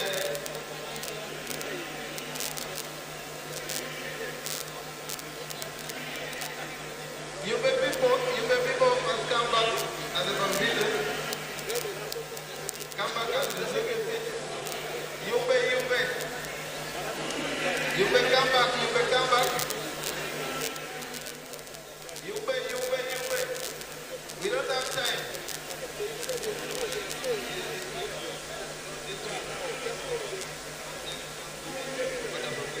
Yumbe, please, hurry. You can leave the chairs there. Leave the chairs where they are. You will get it here.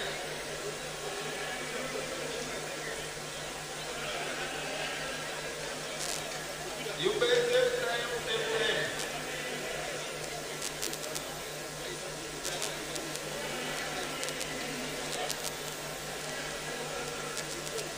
You pay, hurry. We don't have time. We don't have a lot of time. Leave the chairs. Please, we enter. Let's enter. You hurry. We are starting with Navy delegates. We are starting with the mainstream. We have Kermoto George. We have Binega Richard. We have Ogan Kizito. We have Uwele Maronga. Ingera Frederick. Manana Juma. Ajaroba Edison Okero. Wonderful. At district level, please, Narek. It's supposed to be 5. Enough. Where are the police? Where are you people?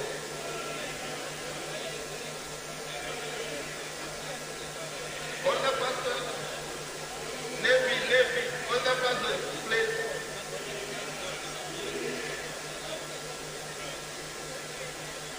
All the pastors, Nageno, Paukaro Enos, Kisa Emmanuel Adoroma, Iniera Frederick, Manano Juma, Ajarova Edisa Okero. We go to PWD. We have connection Ronald Garage, Ashaya Pasta, Polur, Okesha Franco, Opak Road, Innocent, Ayenya Moli, PWD at district level.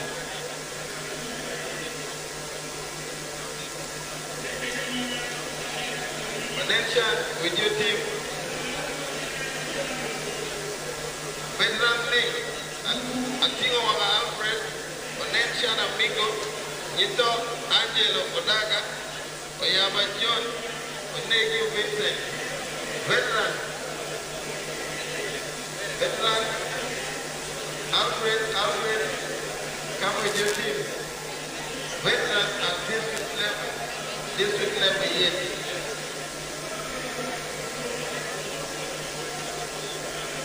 Women's League, Ochaman Zenovia, Odokashen Joy, Opar Jacqueline, Amian Irene, Afroshan Joy.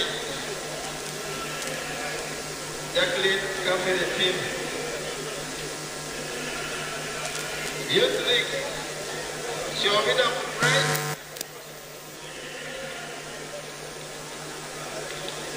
Anyoga Ruth, Akuyashwi Judith, Obedi Patricia, Afro Judith, Natalie Kurora.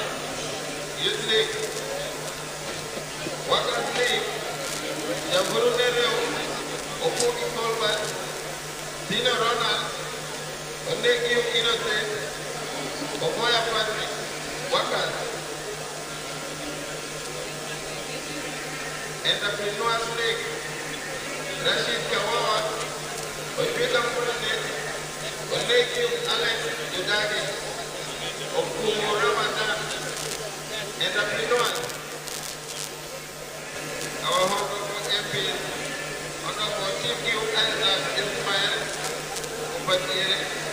We have Hashim, Honorable Hashim Sulaiman, Municipality. Then we have Honorable Shibu Ahmed.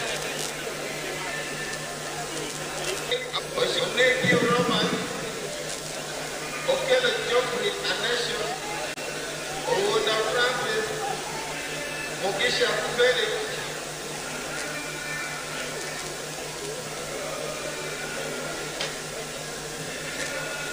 District Councilor, please. Omier, please.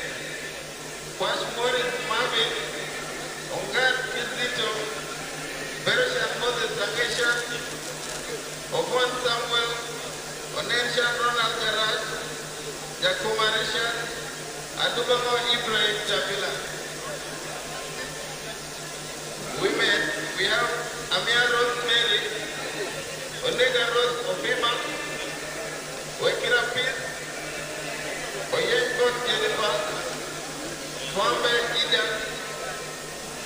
Atimamo Eunice, Gamita Sophie, Ajolo Rodway, Kito Oliver, Ashen Dore, Ozinga Justin, Emongu Claire Dore, Appreciation Judith, Mandao Teddy, Onegi, Municipality Mayor, we have Ngiriketo, Municipality Councillor, we have Ochai Gil Tivi, Okumu Godwin Opio, Omul Alfred, Okwai Mogu Alfred, Jakisa Jackson,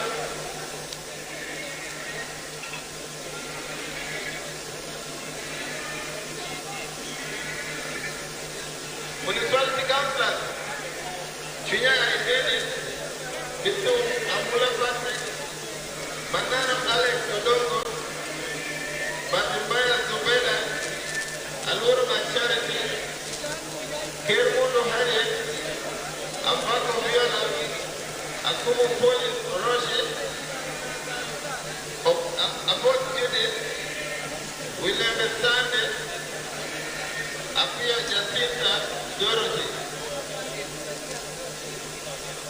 The municipality, Nrm Municipal Executive Committee, mainstream, we have Oneto Pista, Atia Santo, Obodesha, Kumaket Divan, Aduba Mokres, Amula.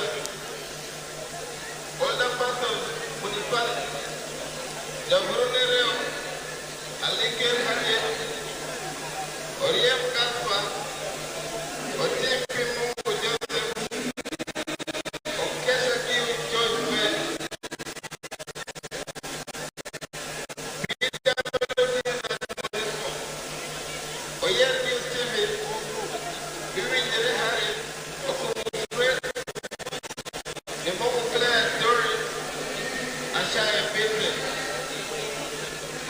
Bera Akunko.